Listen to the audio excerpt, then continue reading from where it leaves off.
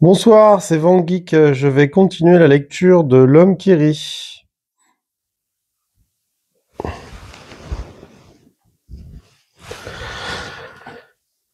Homo n'était pas le premier loup venu. À son appétit de nèfles et de pommes, on l'eût pris pour un loup de prairie. À son pelage foncé, on l'eût pris pour un lycaon. Et à son hurlement atténué en aboiement, on l'eût pris pour un culpeux. Mais on n'a point encore assez observé la pupille du culpeux pour être sûr que ce n'est point un renard, et Homo était un vrai loup. Sa longueur était de 5 pieds, ce qui est une belle longueur de loup, même en Lituanie. Il était très fort, il avait un regard oblique, ce qui n'était pas sa faute. Il avait la langue douce, et il en léchait parfois Ursus. Il avait une étroite brosse de poils courte sur l'épine dorsale, et il était maigre d'une bonne maigreur de forêt. Avant de connaître Ursus et d'avoir une carriole à traîner, il faisait allègrement ses 40 lieues dans une nuit. Ursus, le rencontrant dans un hallier près d'un ruisseau d'eau vive, l'avait pris en estime en le voyant pêcher des écrevisses avec sagesse et prudence, et avait salué en lui une honnête et authentique loup coupara du genre dit chien de crabier. Ursus préférait Homo, comme bête de somme, à un âne. Faire tirer sa cahute à un âne lui eût répugné. Il faisait trop cas de l'âme pour cela. En outre, il avait remarqué que l'âne songeur à 4 pattes, peu compris des hommes, a parfois un dressement d'oreille inquiétant quand les philosophes disent des sottises. Dans la vie, entre notre pensée et nous, un âne est un tiers. C'est gênant.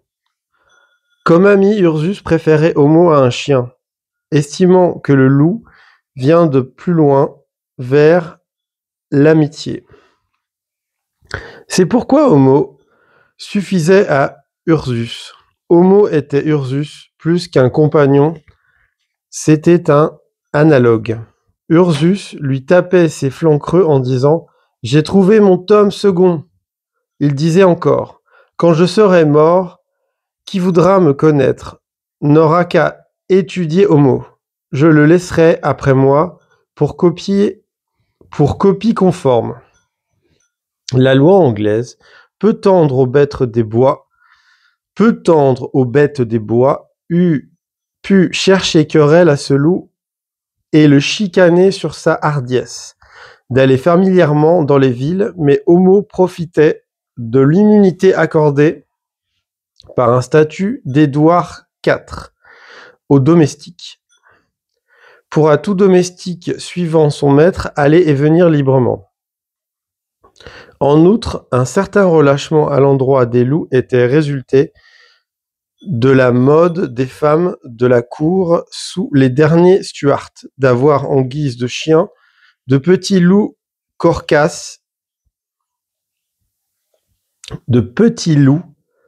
corsaques dits hadives, gros comme des chats, qu'elle faisait venir d'Asie à grands frais. Ursus avait communiqué à Homo une partie de ses talents, se tenir debout, délayer sa colère en mauvaise humeur, bourgeonner au lieu de hurler, etc. Et de son côté, le loup avait enseigné à l'homme ce qu'il savait se passer de toit, se passer de pain, se passer de feu, préférer la faim dans un bois, l'esclavage dans un palais. Préférer la faim dans un bois à l'esclavage dans un palais. La cahute, sorte de cabane-voiture qui suivait l'itinéraire le plus varié, sans sortie, portant d'Angleterre et d'Écosse, avec 4 roues, plus un brancard pour le loup et un palonnier pour l'homme. Ce palonnier était l'en-cas des mauvais chemins. Elle était solide, bien que bâtie en planches légères comme un colombage. Elle avait à l'avant une porte vitrée avec un petit balcon servant aux harangues, tribune mitigée de chair, et à l'arrière une porte pleine, trouée d'un vastias. L'abattement d'un marchepied de 3 degrés, tournant sur charnière et dressé derrière la porte, à vasistase, donnait entrée dans la cahute bien fermée, la nuit de verrous et de serrures. Il avait beaucoup plu et beaucoup neigé dessus. Elle avait été peinte, mais on ne savait plus de quelle couleur, les changements de saison étant pour les carrioles comme les changements de règne pour les courtisans. À l'avant, au dehors, sur une espèce de frontispice en volige, on avait pu jadis déchiffrer cette inscription en caractères noirs sur un fond blanc, lequel s'était peu à peu mêlé et confondu.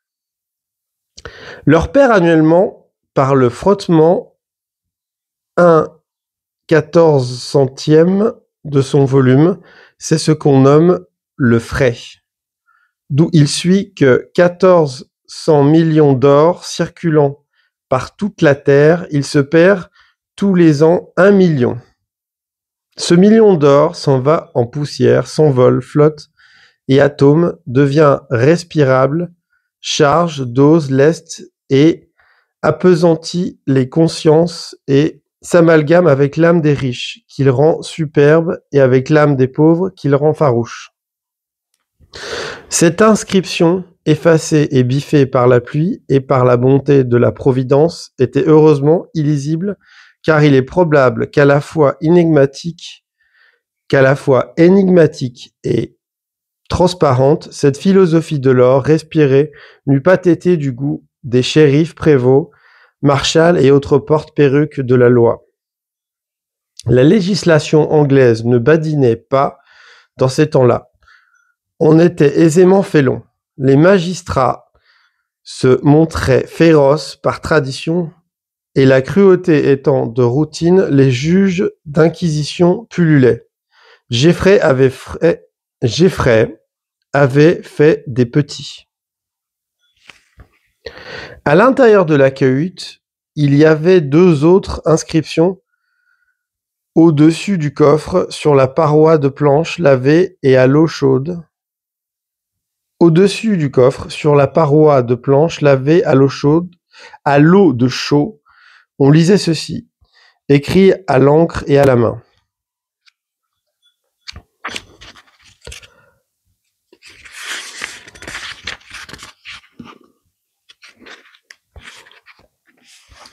Le baron père d'Angleterre porte un taurille à 6 perles. La couronne commence au vicomte. Le vicomte porte une couronne de perles sans nombre. Le comte une couronne de perles sur pointe, entremêlée de feuilles de fraisier plus basses. Le marquis perles et feuilles d'égale hauteur. Le duc fleuron sans perles. Le duc royal un cercle de croix et de fleurs de lys. Le prince de Galles une couronne pareille à celle du roi, mais non fermée. Le duc en très haut et très puissant prince, le marquis et le comte très noble et puissant seigneur, le vicomte noble et puissant seigneur, le baron véritable seigneur, le duc grâce, les autres pairs sont seigneuries, les lords sont inviolables, les pairs sont chambres et cours, concilium et curia, législateur et justice. Most honorable est plus que right, honorable. Les lords pairs sont qualifiés lords de droit. Les lords non pairs sont lords de courtoisie. Il n'y a de lords que ceux qui sont pairs. Le lord ne prête jamais serment, ni au roi, ni en justice. Sa parole suffit. Il dit sur mon honneur, les communes qui sont le peuple mandées à la barre des lords s'y présentent humblement, tête nue devant les pairs couverts. Les communes envoient au Lord les bills par 40 membres qui présentent le bill avec 3 révérences profondes. Les lords envoient aux communes les bills par un simple clerc. En cas de conflit, les 2 chambres confèrent dans la chambre peinte, les pairs assises et couvertes, les communes debout et nu-tête.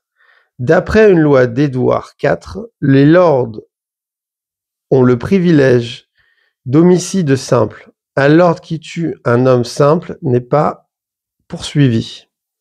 Les barons ont le même rang que les évêques. Pour être baron-père, il faut relever du roi par baroniam intergramme, par baronnie entière. La baronnie entière se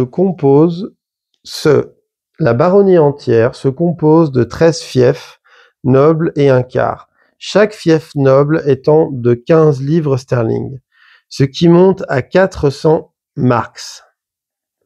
Le chef de baronnie, Capu Baronnie, est un château héréditaire régi comme l'Angleterre elle-même, c'est-à-dire ne pouvant être dévolu aux filles qu'à défaut d'enfants mâles, et en ce cas allant à la fille aînée, coerci filiabus aliand satisfactis. Les barons ont la qualité de lord du saxon Laford, du grand latin dominus et du basse latin lordus. Le fils aîné et puîné des vicomtes et barons sont les premiers écuyers du royaume. Les fils aînés des pairs ont le pas sur les chevaliers de la jarretière. Le fils puîné point. Le fils aîné d'un vicomte marche après tous les barons et avant tous les baronnettes. Toute fille de lord est lady. Les autres filles anglaises sont miss. Tous les juges sont inférieurs aux pairs. Les sergents a un capuchon de peau d'agneau. Le juge a un capuchon de menu vert. Le minuto vario, quantité de petites fourrures blanches de toutes sortes, hors l'hermine.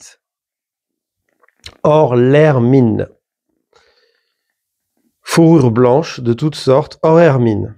L'hermine est réservée au père et au roi. On ne peut accorder de supplicavit contre un lord.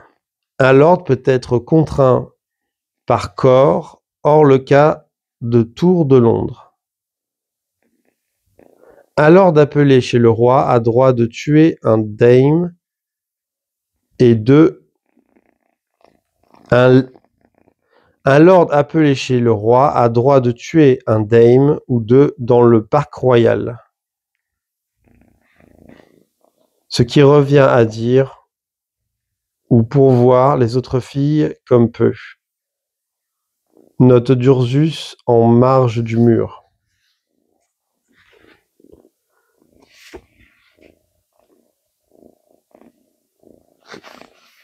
Le lord tient dans son château cour de baron. Il est indigne d'un lord d'aller dans les rues avec un manteau suivi de 2 laquais. Il ne peut se montrer qu'avec un grand train de gentilhomme domestique. Les pairs se rendent au Parlement en carrosse à la file. Les communes, point. Quelques pairs vont à Westminster en chaises renversées à 4 roues. La forme de ces chaises et de ces carrosses armoriés et couronnés n'est permise qu'aux lords et fait partie de leur dignité. Un lord ne peut être condamné à l'amende que par les lords et jamais à plus de 5 shillings, excepté le duc, qui peut être condamné à 10. Un lord peut avoir chez lui 6 étrangers. Tout autre Anglais n'en peut avoir que 4. Un lord peut avoir 8 tonneaux de vin sans payer de droits. Le lord est le seul exempt de se présenter devant le shérif de circuit. Le lord ne peut être taxé par la milice. Quand il plaît à un lord, il lève un régiment et le donne au roi. Ainsi font leur grâce le duc d'Atholl, le duc Hamilton et le duc Northumberland. Le lord relève que des lords. Dans les procès d'intérêt civil, il peut demander son renvoi de la cause s'il n'a pas au moins un chevalier parmi les juges. Le lord nomme des chapelains. Un baron nomme 3 chapelains, un vicomte 4, un comte et un marquis 5, un duc 6. Le lord ne peut être mis à la question même pour haute trahison. Le lord ne peut être marqué à la main. Le lord est clair même ne sachant pas lire. Il sait de droit. Un duc se fait accompagner par un daim partout où le roi n'est pas. Un vicomte, un duc se fait accompagner par un daïs partout où le roi n'est pas. Un vicomte, un daïs dans sa maison. Un baron, un couvercle de sait et se le fait tenir sous la coupe pendant qu'il boit. Une baronne a le droit de se faire porter la queue par un homme en présence d'une vicomtesse. 86 lords ou fils aînés de lord, président aux 86 tables de 500 couverts chacune qui sont servis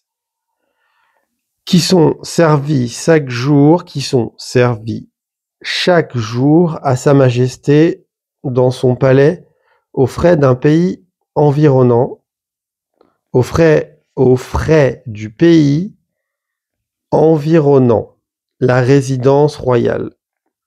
Majesté dans son palais aux frais du pays environnant la résidence royale. Un roturier qui frappe un lord a le poing coupé. Le lord est à peu près roi. Le roi est à peu près Dieu. La terre est une lordship. Les Anglais disent Dieu, my lord.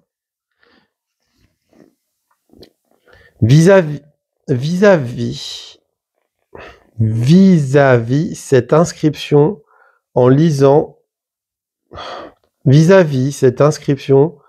on en lisait une deuxième écrite de la même façon et que voici.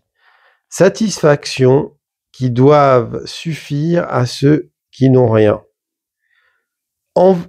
Henri Overkerque, comte de Grandson, qui siège à la Chambre des Lords entre le comte de Jersey et le comte de Greenwich, à 100 000 livres sterling de rente. C'est à sa seigneurie qu'appartient le palais Grandeur Terrace, bâti tout en marbre,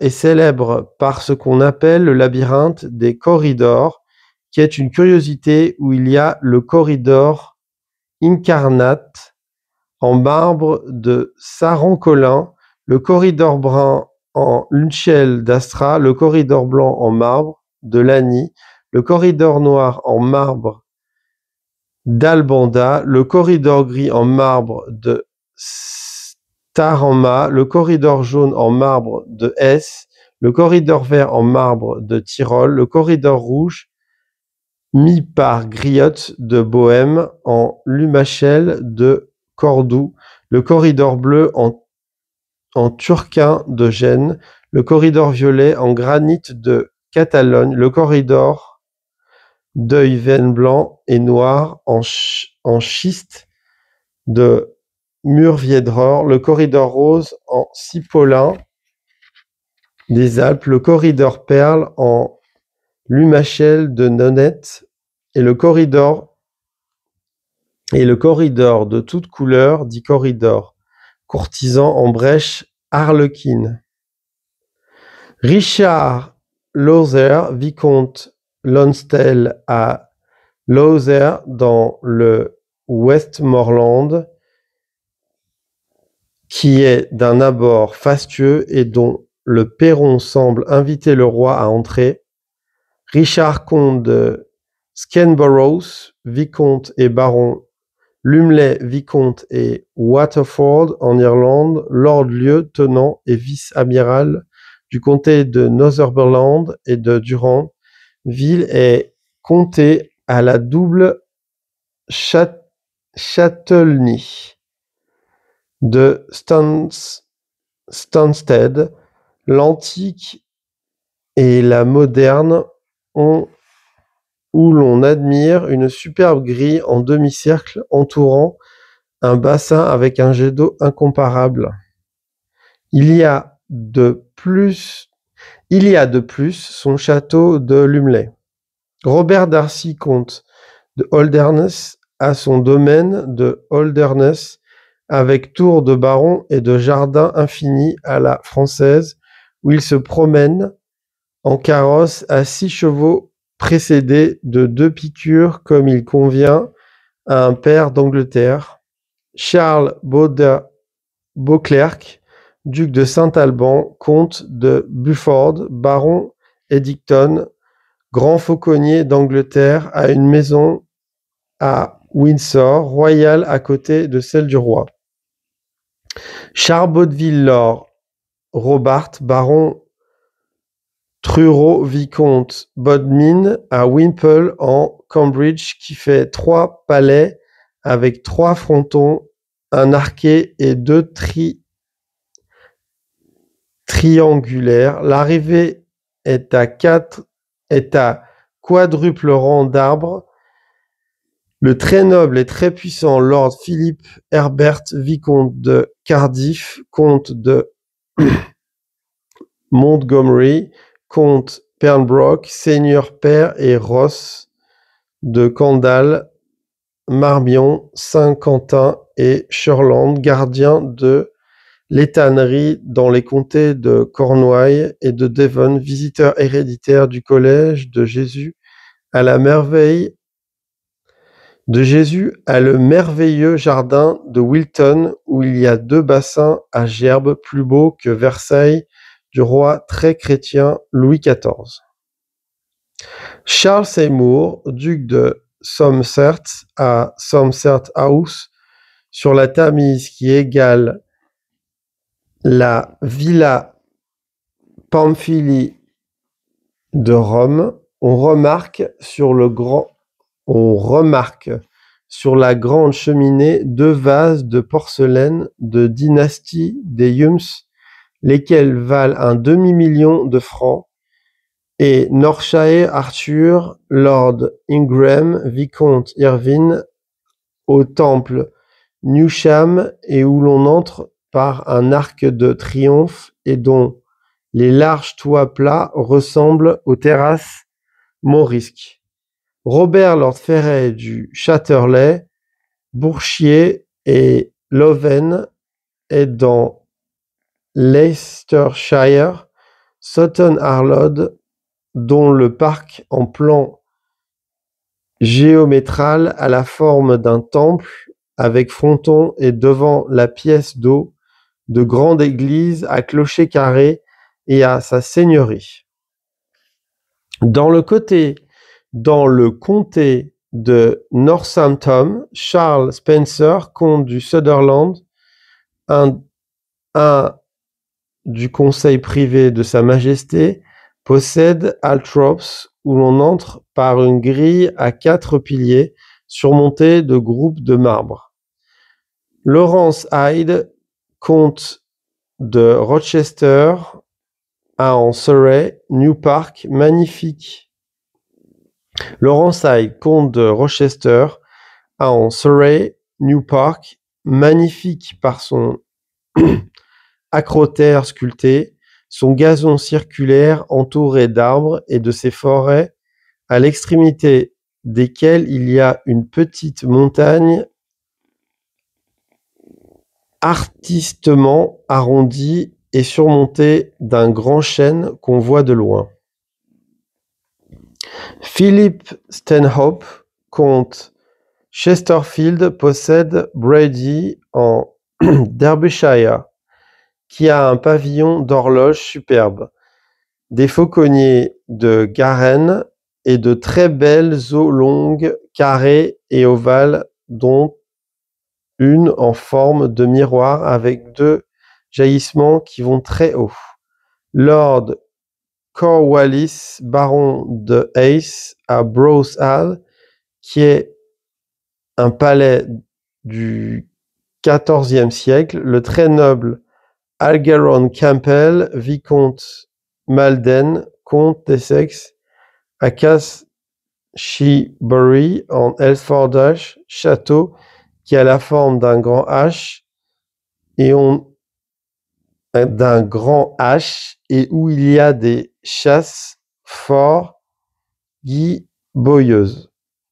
Charles Lord O'Sulton à Dorlin en Middlesex, où l'on arrive par des jardins italiens. James Cecil, comme de Salisbury, à 7 lieues de Londres, à Hartfield House, avec ses 4 pavillons seigneuriaux, son beffroi au centre et sa cour d'honneur dallée de blanc et de noir comme celle de Saint-Germain. Ce palais, qui a 272 pieds en front, a été bâti sous Jacques Ier par le grand trésorier d'Angleterre, qui est le bisaïeul du comte régnant. On y voit le lit d'une comtesse de Salisbury, d'un prix inestimable, entièrement fait d'un bois du Brésil, qui est une panacée contre les morsures des serpents et qu'on appelle mille hombrus, ce qui veut dire 1000 hommes. Sur ce lit est écrit en lettres d'or: honni soit qui mal y pense. Edward Reich, comte Warwick, et Holland à Warwick Castle, où l'on brûle des chênes entiers dans les cheminées. Edward Reich, comte Warwick et Holland à Warwick Castle, où l'on brûle des chênes entiers dans les cheminées. Dans la paroisse de Sevenwark, Charles Sackville, baron Buckhurst, vicomte Granville, comte de Dorset et Middlesex, à Knock, qui est grand comme une ville et qui compose de 3 palais parallèles l'un derrière l'autre comme des lignes d'infanterie avec 10 pignons à escalier sur la façade principale et une porte sous donjon à 4 sous. Thomas Tim, vicomte Wayfarm, baron Warminster, possède Longleat, qui a presque autant de cheminées, de lanternes, de gloriettes, de poivrières, de pavillons et de tourelles que Chambord en France, lequel est au roi. Henry Howard, comte de Suffolk, à 12 lieues de Londres, le palais d'Olaine en Middlesex, qui a le cède à peine en grandeur et majesté à l'Escurial du roi d'Espagne. En Bedfordshire, West House and Park, qui est tout un pays enclos de fosses et de murailles avec bois, rivières et collines, est à Henri, marquis de Kent.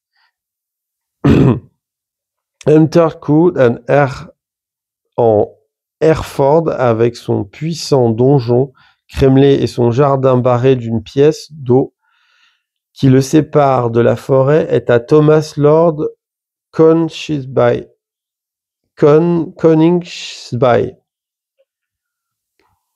Greensford en Lincolnshire avec sa longue façade coupée de hautes tourelles en pales, ses parcs, ses étangs, ses faisanderies, ses bergeries, ses boulingrins, ses quinconces, ses maïs, ses futaies, ses patères brodés, quadrillés et losangés de fleurs qui ressemblent à des grands tapis, ses prairies de course et la majesté du cercle où les carrosses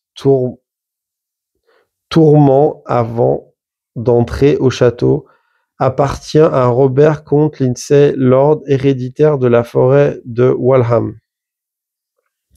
Hur Park en Sussex, château carré avec 2 pavillons, symétriques à Belford, des 2 côtés de la cour d'honneur, et au très honorable Ford Lord Grey, vicomte Glendale et au comte de Carkville. Newham Paddocks en Warwickshire, qui a 2 viviers quadrangulaires et un pignon avec vitrail à 4 pence, et au comte de Denbighs, qui est comte de Rheinfeld en Allemagne. Wissam, dans le comté de Berks, avec son jardin français où il y a 4 tonnelles taillées et sa grande tour crémaillée accostée de 2 hautes nerfs de guerre, et au lord Montagus, comte d'Abingdon, qui a aussi Ricot, dont il est baron, et dont la porte principale fait lire la devise Virtus Harriet Fortio, William Cavendish, duc d'Evershire, à 6 châteaux, dont Chatsworth, qui est à 2 étages, du plus bel ordre grec, et où, outre sa grâce, à son hôtel de l'ordre où il y a un lion qui tourne le dos au palais du roi. Le vicomte Kinalmick, qui est comte de Cork en Irlande, à Burlington House en Piccadilly, avec de vastes jardins qui font jusqu'au champ hors de Londres. Il y a aussi Chiswick, où il y a 9 corps de logis magnifiques. Il y a aussi Londensburg, qui est un hôtel neuf à côté d'un vieux palais. Le duc de Beaufort à Chelsea, qui compte 2 châteaux gothiques et un château florenstein. Il y a aussi Badmington en Gloucester, qui est une résidence d'où rayonne une foule d'avenues comme d'une étoile. Très noble et puissant prince Henri duc de Beaufort est en même temps marquis et comte de Worcester, baron Raglan, baron Power et baron Herbert de Shenstone. John Hone, duc de Newcastle et marquis de Clark à Bolsover, dont le donjon carré est majestueux, plus Houghton en Nottingham, où il y a au centre d'un bassin une pyramide ronde imitant la tour de Babel. William Lord Craven, baron Craven des Hampshire, et Warwickshire, une résidence Cobayet, où l'on voit le plus beau jet d'eau d'Angleterre. Le plus beau jet d'eau de l'Angleterre est Berkshire, 2 baronnies Hampstead, Marshall, dont la façade offre 5 lanternes gothiques engagées, et Aswan Park, qui est un château au point d'intersection d'une croix de route dans une forêt. Lord Linners, Clancharlie, baron Clancharlie et Hunkersville, marquis de Corlenos en Sicile, à sa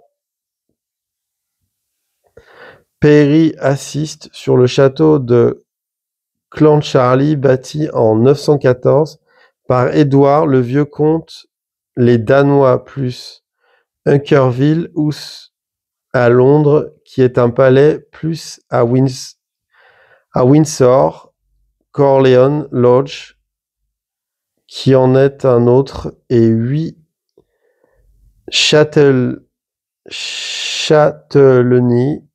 une à Bruxton sur le Trent avec un droit sur les carrières d'Albâtre, puis Gumdress, Humble, Moricambre, Trent Wardress, Els Ketters, où il y a un puits merveilleux. Fillmore et ses marais à tourbes reculevés près de l'ancienne ville Vaniaco-Vincoton sur la montagne, Molly-en-Lee, plus 19 bourgs et villages en bailli, et tout le pays de Penchase, ce qui ensemble rapproche à sa seigneurie 40 000 livres sterling de rente. Les 172 pairs régnant sous Jacques II possèdent entre eux en bloc un revenu de 1272 000 livres sterling par an, qui est la 11e partie du revenu de l'Angleterre. En marge du dernier nom, Lord Linus Clancharlie, on lisait cette note de la main d'Ursus. Rebelle en exil, bien château et domaine sous le séquestre, c'est bien fait. Bonsoir, donc là je vais m'arrêter.